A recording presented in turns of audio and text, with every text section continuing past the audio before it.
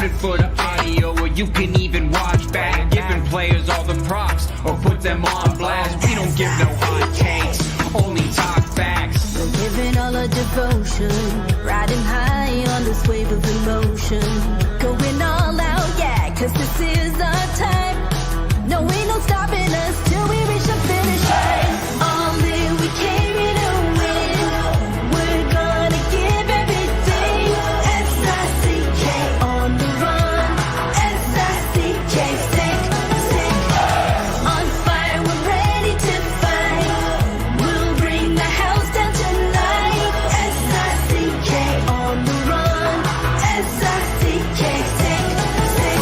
Playing on the car ride, play it when you lounge. X and O, you know that we can hold it down. Shout out to my man Sammy, got it off the ground. And to all the listeners tuned in right now, got debates, analysis, and speculation. This is sports talk for the new generation. You know where to find us, got a reputation. Sick podcast, your #1 sports destination. Giving all our devotion, riding high on this wave of emotion. Going all out, yeah, cause this is our time.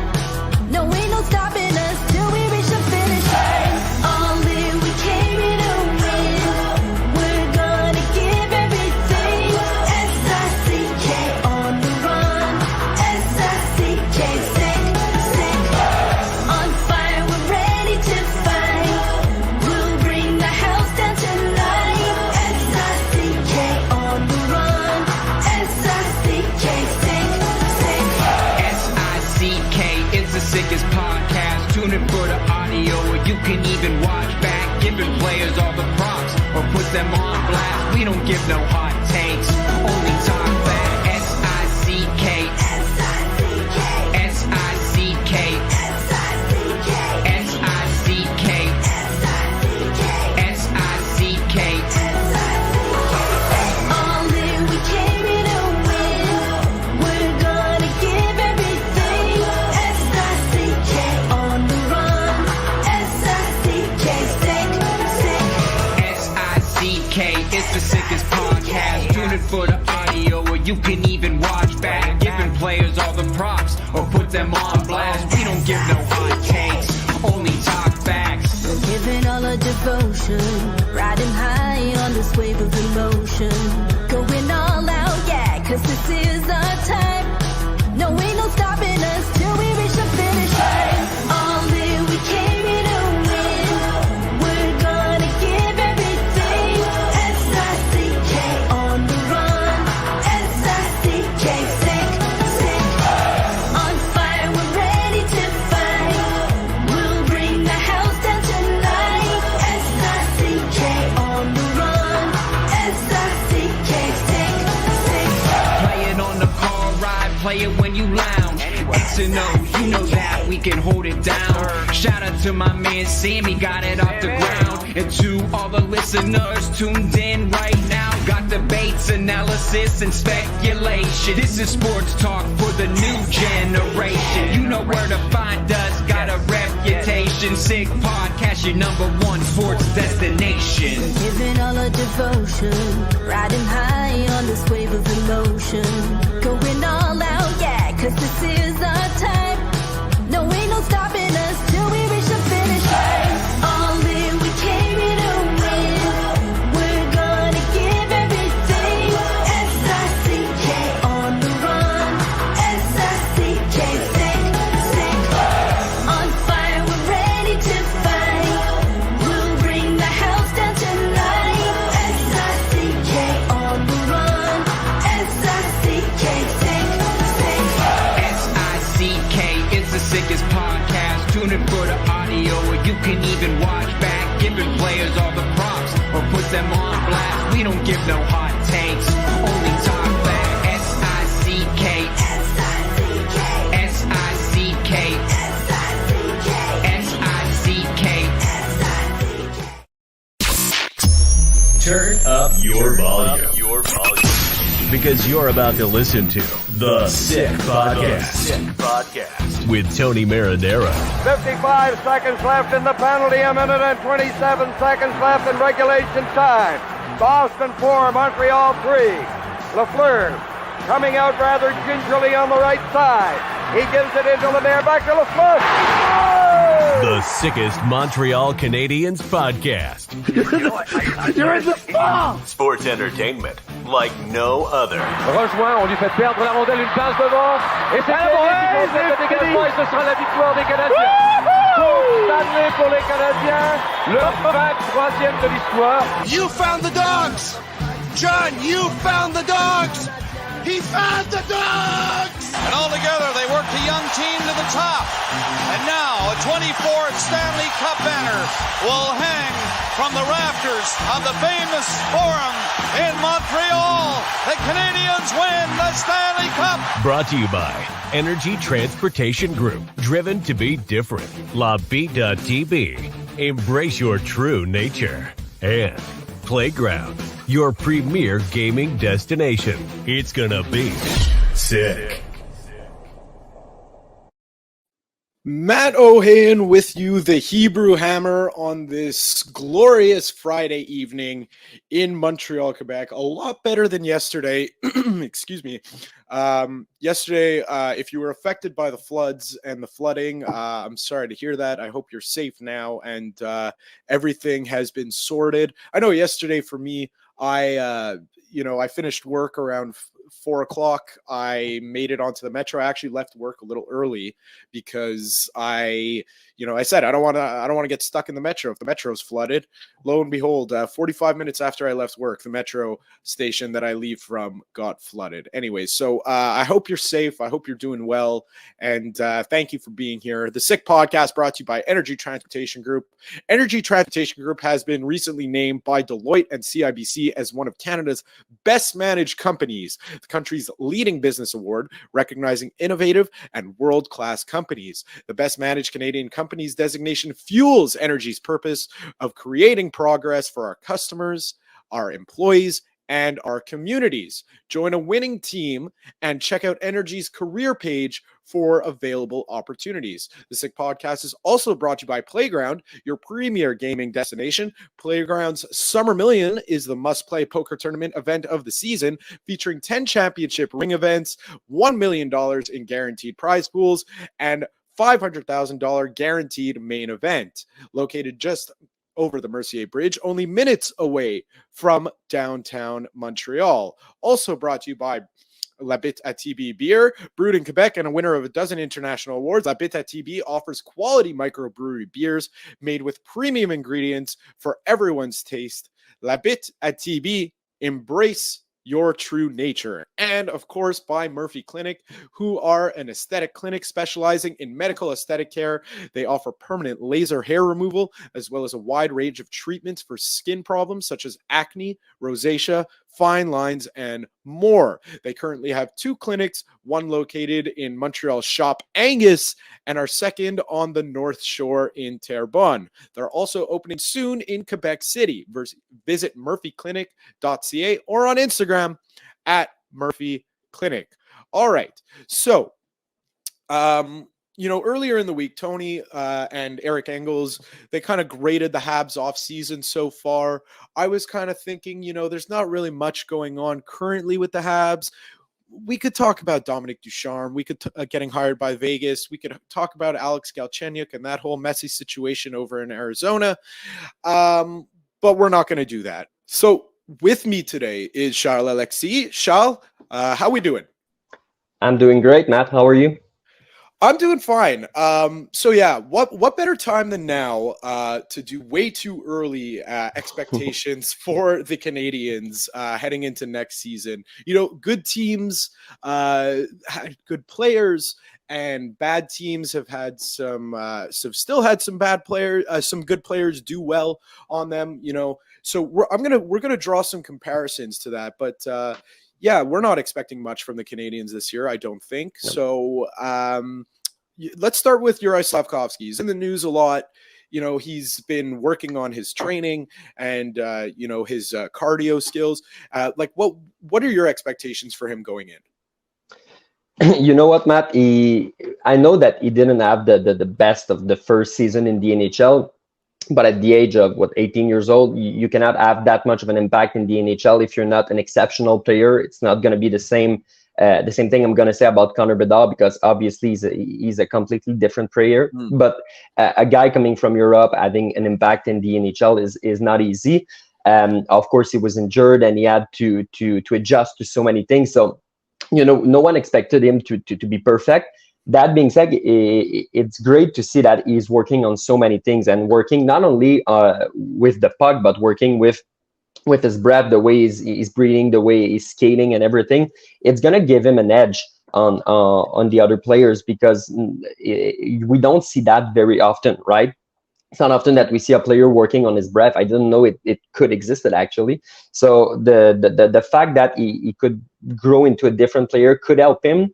That being said, I'm afraid to one of the concerns that I have is the fact that maybe he's going to be stuck in his head a little bit too much. I hope he's not going to say, okay, I'm going to breathe this way, I'm going to turn this way, I'm going to skate this way. I hope it's going to become natural. And if it becomes, of course, he's going to be a better player, and we're going to see the results on the ice. I don't know if he's going to have the best of the season next year, because he has maybe a few years before he can become the player that we all expect him to be, or that the Canadiens expect him to be. But if it's a first giant step in that direction, it's going to be a huge improvement, because the Canadiens don't need to win the Stanley Cup next year. So he can still make a few mistakes, but as long as he's progressing towards becoming a better player, it's going to be fine. Yeah, I like. There's a couple things that I thought of while you were making your point, off your point, which is, I'm running right now. In training for running, you have to run slower to run faster. That's the way it works. It's because you need to control your heart rate. And one of the things I try to do is I try to control my breathing, and I have my watch that tracks my heart rate while I'm running. So I always find when I'm focusing, like, oh, what's my heart rate? What's my heart rate? What's my heart rate? And I'm constantly checking. It's elevated, but it's funny when I don't think about it, and then I'll look at it, after 5 minutes, I'm like, oh, it's in the right spot. So it's one of those things that I'm sure it's gonna come natural to him eventually, and it's a good thing he's doing it in the off season. What I really want to see from him, goals and assists, of course. To put a number on it, on the low end, I'd like to see him score 15 goals. I think that would be nice. But what I really want to see is the improvement of him, keeping his head up, because that was a major issue for me. So I don't know if he's been working on that. I don't know if that's like something you can like really work on, or if it's a subconscious thing, because clearly when he was playing in Slovakia, it's just a way more physical game in the NHL, where you should be expecting to get hit on every shift. So that's really something that I think would improve his game tenfold, and more points would come if he just kept his head up. Yeah, I totally agree with you. And it's one of the major points that we have with Slafkovsky. He's a big body. He's not supposed to be taken down by a smaller guy, because he's such imposing. So, I think at some point it's got to become subconscious, because you don't want to get hit. So you're just going to look around you if there's someone when you have the puck, because that's just the way it's going to work in the NHL. So if he can improve on that, it's going to be a huge aspect. And I wonder, you saw the pictures with the glasses. Maybe that could help a little bit to work on his vision and to work on everything that he can work. So I'm sure it's going to have an impact. And I'm sure at some point, as I said, he's not going to want to be hit. So he's going to look up, because he's going to learn as he goes. Yeah. And the other thing with him is, it's good to see those things, that he is working. But the thing that scares me a little bit from a media perspective and a fan perspective as well is just the pressure that's going to come with off the bat. Like, I feel like Martin St. Louis has to do a great job, which he always does with the media, but he has to do a great job right away with setting the stage, because those questions eventually, when training camp starts, will prop up. Like, what are the expectations for Juraj Slafkovsky? What are you looking to get out of him? And I feel like he's going to have to do a very, very good job in managing those expectations, because again, I think of, whenever I'm asked about Juraj Slafkovsky, I always say different position. And, he's also a first overall pick, was Steven Stamkos. Like after his first year, he scored 23 goals, 23 assists after being dubbed like this goal scoring phenom in Sarnia. And then, everyone's calling him a bust after his first year. Well, then his second year, he goes out and scores 50.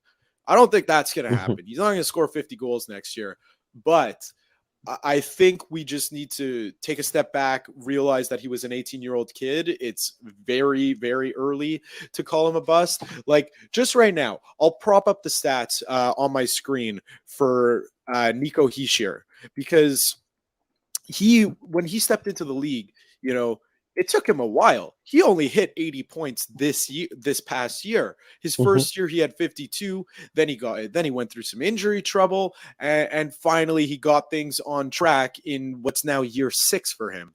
So these things could take time, and I'm sure Martin St. Louis is going to give him all the time in the world as long as he shows he's putting in the work. Exactly. And, in his first year, Slafkovsky, he didn't have always the best teammates around him because the best guys were injured. And, of course, himself was injured. But if you look at that center line, without Sean Monahan, I repeat this often, but the impact on the rest of the team is enormous because you have to promote Jake Evans or Christian Dvorak on bigger roles that they should have. Because Kirby Dach was not necessarily a center at the time. So it was very complicated behind Nick Suzuki. So this year, if the guy stays healthy a little bit more and you have a little bit more depth, maybe it's going to help the wingers too, because you're going to have the right centerman to help you. And I mean, I was talking about Monahan. I don't know, obviously, if he's going to play with Slafkovsky or who is he going to play with, but Slafkovsky is going to play with a good centerman, I think, this year. And this could have an impact too, because it all starts from there. So to put a number value on expectations, fully healthy season for all the players we're going to name, we're going to assume that they played 82 games. If you had to put a number value on goals, assists, points, how many do you want to see from him? Like what are you expecting from him personally from a points perspective? I would like to see 1 point every 2 games. So maybe, I don't know, something like you talked about 15 goals, something like 15, 25 assists, 40 points or something like that, I think would be a fair assessment. Obviously, it can be more if he plays the right way, but I'm not necessarily expecting a lot. I don't think it's too much for a guy who is still a kid, but I don't think it's too low either. Yeah, I agree with you because, and I think even saying I agree with 40 points would be a successful season for him. I would even go as far to say as maybe my expectations are too high, and Martin St. Louis needs to manage my expectations. But he is still a first overall pick. I would like to maybe even see 50 points out of him. Like surprise me really, because I think expectations are right now as they stand, they're getting higher. But at the end of last season, before all the pictures of him with the sunglasses, looking shredded, working out on the ice and all that, I think expectations were pretty low amongst people because that's the way people are. They kind of just consider him a bust after his first season, and that's okay. But he still is a first overall pick. So I think 50 points, anywhere between 40 and 50 should be what we're expecting from Juraj Slafkovsky. The next pairing is very interesting. We're going to do 2 players at once because, again, we're going to assume, one of them, it's pretty safe to say he'll play 82 games should everything go well. But the other one, I want to see at least play, 75, 70 games, which is Nick Suzuki and Cole Caufield. This pairing, to me, it's, you don't have to look too far back. You could look as far as last year in Ottawa. Expectations were a little high, so it's high there, so it's different in that sense. But Tim Stützle and Brady Tkachuk. Tim Stützle took a big step last year. He had 90 points. He actually led the Senators in scoring after the previous year only having 58. The year before that, only 29. So that's a pairing to me that it ended up being a bad team, but they were expected to be good. But those 2 players still performed very, very well. 90 points for Stützle, 83 for Brady Tkachuk. What are we expecting from Cole Caufield and Nick Suzuki next year? At the beginning of last season, with the first 25 games, which were the games where Monahan were playing, I think Suzuki had something like 32, 33 points. I don't think I'm exaggerating. So he was on pace to be a 100-player point. At the end of the season, he finished with 60 something because he drastically stopped making points because he was literally alone on that team. So I think the truth is between the two. I don't necessarily think he is yet a 100 points player, but I don't think he is a 60 point either. So I think he's at least a point per game, and I think maybe a little bit more. So for Suzuki, I'm gonna say something around 85 to 90 points. I think it's realistic if the team around him is healthy and if everything goes well. I think it's realistic.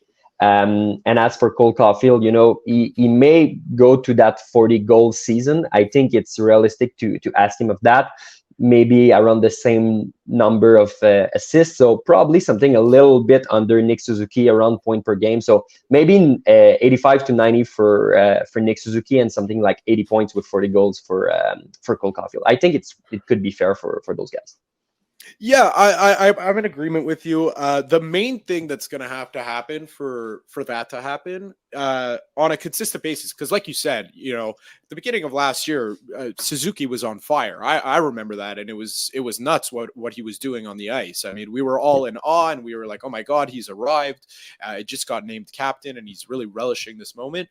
What needs to happen for that is, I mean, it's the oldest storyline in Montreal, and it's about to come out of my mouth because I just said that, is the power play.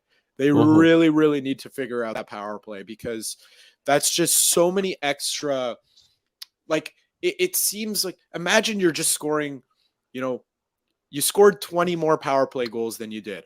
How many more points is that in the standings if you're going to score 20 more power play goals? It's a crazy amount of points. So they really need to figure that out, and it's only going to benefit Caufield and Suzuki. I don't know who's in charge. I don't know if it's the players on the ice that need to figure it out. I don't know if it's the coaching staff that needs to figure it out, but that needs to get figured out. When you say Cole Caufield, I'm on the same train as you. I think 40 goals should be the expectation. Let's say, a baseline 35. He should hit 35 at the bare minimum if he plays an 82 game season. Points wise, I think that's one thing before he signed his contract that I said that a lot of people are going to have to manage expectations on Caufield and really just look at what he's doing in terms of goal production, because I think he was on pace for 62 points last year, and that's with his 46 goals that he was on pace for. Yep. He's not going to be setting a lot of people up. So I think, expect maybe 60, anywhere between 60 and 70 points from him, because like I made the comparison between him and Suzuki being like Brady Tkachuk and Tim Stützle. They're not the same types of players. So I think Caufield, though, I just want to see him play through a full season. I don't know about you. Yeah, that's the same for me, and I'm sure it's the same for him too, because at his first season in the NHL, I mean, it was the short season. He just finished it and played in the playoffs. After that, he went to Laval, so he never played near to 82 games in a season. I'm pretty sure, though, you're right about the assists, because he scores way more than he assists. But I think with the depth of the team, I think he's gonna maybe a little more passes than he did before. Maybe even point was a little bit of a stretch, but he's gonna have more than the 10 or 15 or 20 passes that people expect. So yeah, maybe a 40-30 could be a good setup for him, because I think with Nick Suzuki and whoever's going to play on their right, and if the power play runs well and does not necessarily go through him, because that's what we learned during the second half of the season. Of course, the power play was not good, but it went through so many people, and Caufield is not the only one who can score. So I think he's going to maybe be able to have a few passes too on the power play. So that's my prediction. I think he's going to have a way more assists than we think. You know what? I hope you're right, because if he's just that goal scorer, I mean, listen, there's a premium on goal scoring in the NHL. Yeah. Like that's what you're paid to do. But I would like to see him be more than, I don't want to call him a one-dimensional player, because that's like kind of not the right term to use, because you don't want to compare him to Mike Hoffman, because he's not Mike Hoffman. Yeah. But that's how people describe Mike Hoffman. One-dimensional player, all he could do is shoot the puck. Cole Caulfield's a little more electrifying than that. But so I hope you're right on that standpoint. The other thing, it leads us perfectly into this, is, we'll talk about Kirby Dach and Alex Newhook, but let's dive into something else of, like, don't you find, it relates to those two players, but don't you find Kent Hughes, he still has to, I mean, it's a big job, but he's got to get rid of another centerman. Like, that should be his, in my opinion, the next thing on his priority list, because the Canadiens now have 5, maybe even 6 if you're counting Dach and Newhook together there. Like, I don't know. I feel like he should be trying to get rid of a player that you mentioned in Christian Dvorak, because he's the quote unquote third line center, but you want Kirby Dach to be continuing on playing at center, because he did very, very well when he was there. And you want Alex Newhook, because he's still a young guy, to be playing center, because I don't know if it's one of those things like riding a bike where you never forget once you get it, or if it's like muscles, and if you don't use it, you lose it. So I don't know what to be there for a young player, but I just want those guys to be playing the positions that they were drafted to play, which is center. And there's a guy in the way for that, and his name is Christian Dvorak, unfortunately for him. Yeah, we can agree with that. There's a logjam at forwards right now. I want one of them to be traded at some point, because you need to make room for those kids. I don't necessarily want it to be a center per se. I want a forward in general, but you're right about the point that if we keep all of those guys, we're going to need to make room for them, because if you want to bring Alex Newhook and give him a 4-year contract and give him the opportunity to become the player that he can be, if he can be a centerman, you need to try him. And the Habs are going to try him, because as we saw last year with Kirby Dach, we traded for him with the intention of having a good player, and we started him on the wings. And after 10 games, everybody in Montreal was ready to call him a winger for life, and that right winger for the first line with Caufield and Suzuki, and it was done. But even if it worked, the Habs wanted to try him at center, so they moved him out of there and they put him at center, even if it was not easy at times, and if he was better at wings. They wanted to make those experiments, because it's time right now, Matt, to try this. You're not going to want to try Kirby Dach and Alex Newhook at center in 2, 3, 4, 5 years, when the Habs hopefully are going to try to win a Stanley Cup. You want to try it right now, when they're going to miss the playoffs and when they can make mistakes. So the way I see it, you need at least to have Dach at center, and I would like to have that connection that he had with Sean Monahan, where they played together at the beginning of the season, and Dach was playing center, but Monahan was taking some draws when Dach couldn't make it, and that connection with a veteran guy who can really help him, and who puts himself second, to say, okay, I'm here for the greater good, and I'm here to help those young guys produce. So that's what I want to see, and if it helps by getting rid of Christian Dvorak, of course, it's the thing you should try to do. That being said, another thing that we learned with Kent Hughes is he's not going to take shortcuts. He's not going to give a second rounder, for example, to get rid of the contract. He wants to give values to his player. He wants to establish himself as a GM who's not just going to give up and give something to the other GMs when it's not working. He wants to retain something for his players. He sees values in his players. So maybe it's going to be hard to trade Dvorak. Even encore plus, he's not going to be able to start the season because of his injury, probably. So it's going to be hard to get rid of Christian Dvorak. But if he plays well, maybe at the deadline you can retain some money and try to trade. So the guy, let's move back on the two guys that I don't want to say he's quote unquote inhibiting, but he's taking up a roster spot. That's what it is. Like you said, there's a logjam at forwards. Let's touch on Kirby Dach. Expectations for him, he went through stretches. He had a tough beginning of a tough middle of the season, but then I found around maybe it was around Christmas time or just after Christmas, around New Year's, he arrived. Like, he was here, and then he fell to injury. And then it took him a couple of games to come back, to get back into the swing of things. But then, he had a really, really strong end of the season, which you love to see, especially with the team that they were putting out on the ice.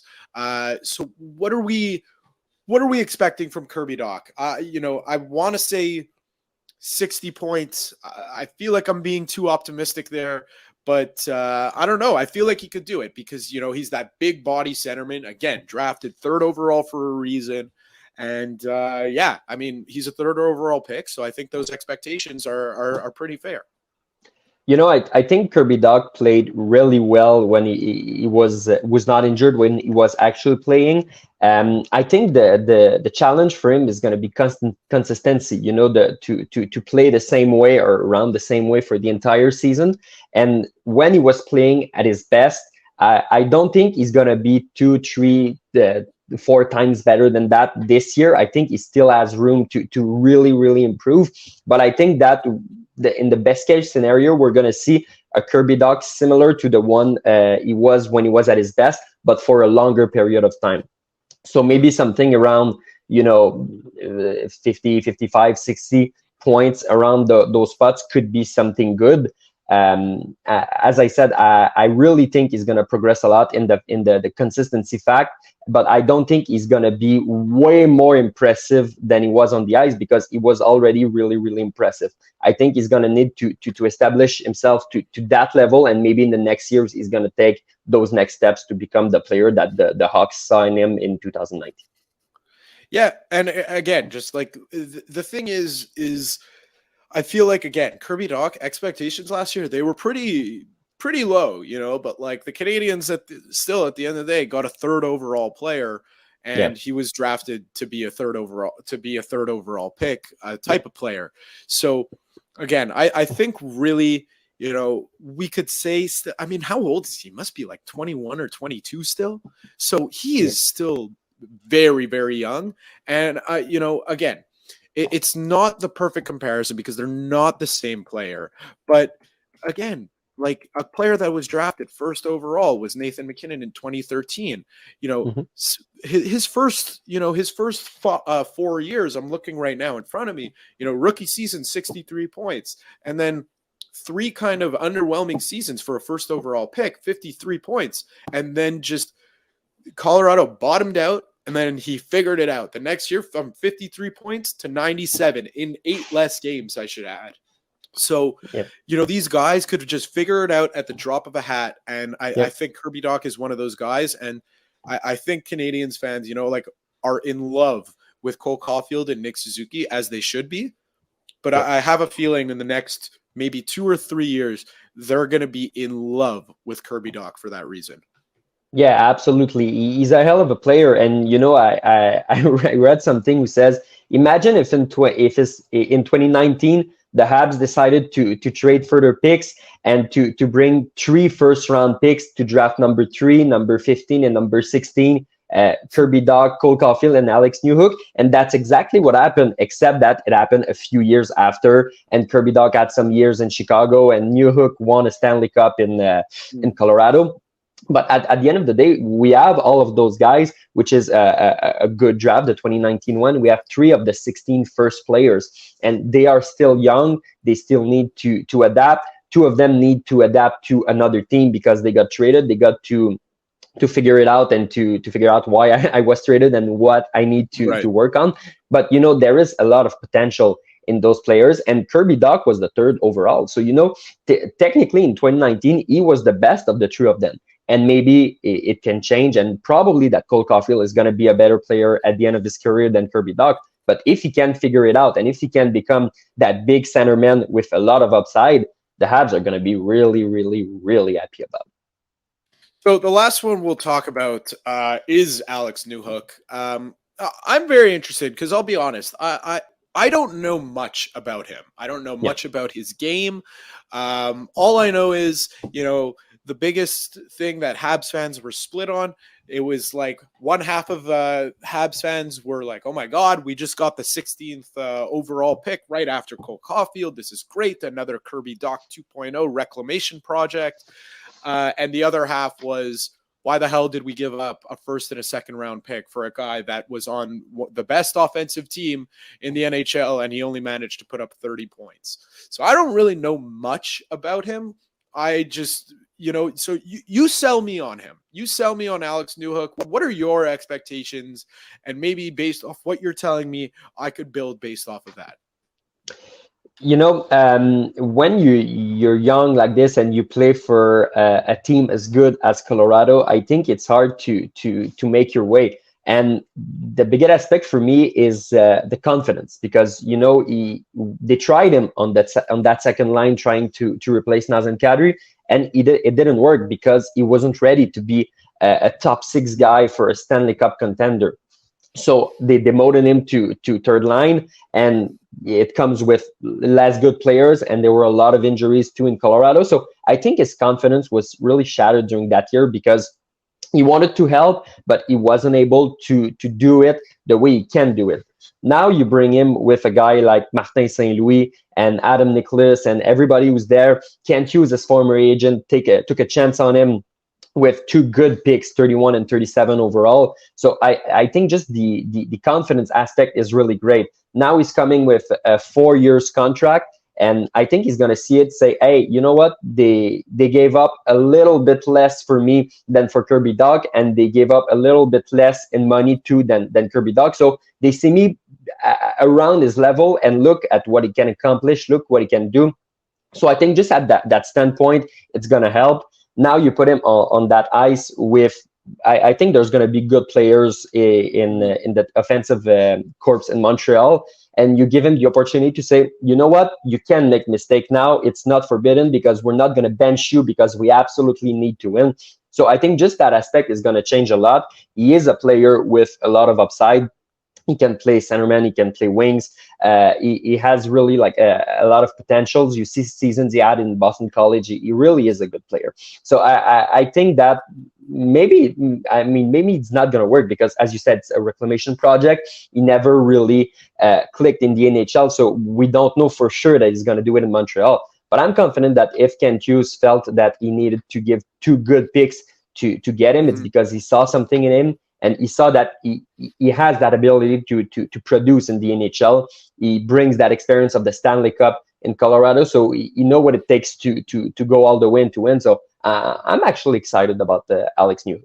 Yeah, so I again, like, I don't know much about his strengths and his weaknesses, but what I do know is that he put up points in Colorado, and that's what counts. So we know he's an NHL player. He could play in the league, and again, another 22-year-old kid that was kind of basically thrown off to the side. And Kent Hughes, obviously, he knows him well because he was his agent, like you said. So I think that, they're building a modern hockey team. Who says he has to be a traditional shutdown centerman on a third line with all those defensive responsibilities? No, that's not the way the NHL is going. You could have 3 lines. Even in some cases, some teams have 4 lines rolling that could score. So I think it's depending on how much ice time he gets. If he's getting 15, 16 minutes a night, you could only do so much. But if they're rolling lines, and I don't know how they would do this, but like these three lines are getting around 18 minutes each, I think 40, 50 points even is very fair expectation. Because again, like you said, he's gonna be out there. He doesn't have to worry about making mistakes, and the Canadiens are gonna start him off or very early on. And since he's here, he's gonna know what the plan is for him, and they're gonna say, "You got to run with this. The ball's in your court now. We think you could do this. Go out and show us you could do it. If not, well." You're gonna see your ice time start dwindling. But I really think with all the talent that's there in the forward group, in the prospect pool, they're not going to be building your team that's 4th line is crash and bang, 3rd line we'll be happy if you get some points, but really you're just out there to shut down some other guys, and then the first two lines handle all the business. That's not the way the NHL is going, and that's not the way you build a successful team anymore. No, exactly. And he fits in what could be an excellent third lineman, because he's fast, and of course he can play on 200 feet, but he is skilled too. So if he ends up on that line, because, for example, you have Suzuki and Dach on the first two center spots, you can have a modern team, as you just said, because he can handle the weight differently that the way it's constructed right now. Because right now on the third line, you have a guy like Christian Dvorak, who's that shutdown defenseman, that ideal third centerman on the Stanley Cup, as some people say, and you have Brendan Gallagher next to him, who's not able to produce some points anymore the way he used to be. So whoever's going to be on their left, he's not going to produce a lot of points, because it became by default a defensive line. But if those guys are out the door in a few years, and you bring in young guys who are talented, who are fast, and of course who can play defensively, but who can support the first two lines, it's going to have a huge impact. And just like me, that you need a good third line to win in the NHL. Look at the Tampa Bay Lightning. They invested a lot of money and a lot of picks in that third lineman, because you're going to win with Kucherov and with Stamkos and all those guys, but they need to be supported properly to win the Stanley Cup in a league who's as fast as ever. We're running out of time, but you know what? We didn't give any love to the defensive group. So what we're going to do is I want to thank you for your time, and thank you for joining us, as you usually do on the Sick Podcast. And next time we speak, we're going to get you on in the very, very near future. Next time we speak, we're going to talk about way too early. Maybe it might just be early at that point, but way too early expectations for the defensive group, because all the love is going to the forward group. But man, I think just as a little preview, I think I expect really, it might not be fair, but I'm expecting the world of Kaiden Guhle next year. Yeah. If he can stay healthy, he's gonna be a hell of a defenseman, and we saw it last year. He wasn't in the rotation of the guys that would be in the stands because there were too many guys. No, that guy was playing, and he was having good minutes. So defensive win championships, as they say, and I think Jeff Gorton and Kent Hughes decided that that's true. So next time we speak, we're going to talk defense. We spoke offense today. Charles, thank you very much, and enjoy your weekend. Thank you very much. All right, and thank you all for listening. I got to get out of here because I got big plans for the weekend. Shout out to Mason Brenthouse. I'll see you tomorrow. Congratulations, buddy. We'll catch you next time. And that's a wrap. Hope you don't miss us too much until next time. Follow the Sick Podcast with Tony Marinaro on YouTube, Instagram, Facebook, Google Play, and Apple Podcasts. The Sick Podcast is brought to you by Energy Transportation Group, driven to be different. LaVie.tv, embrace your true nature. And Playground, your premier gaming destination.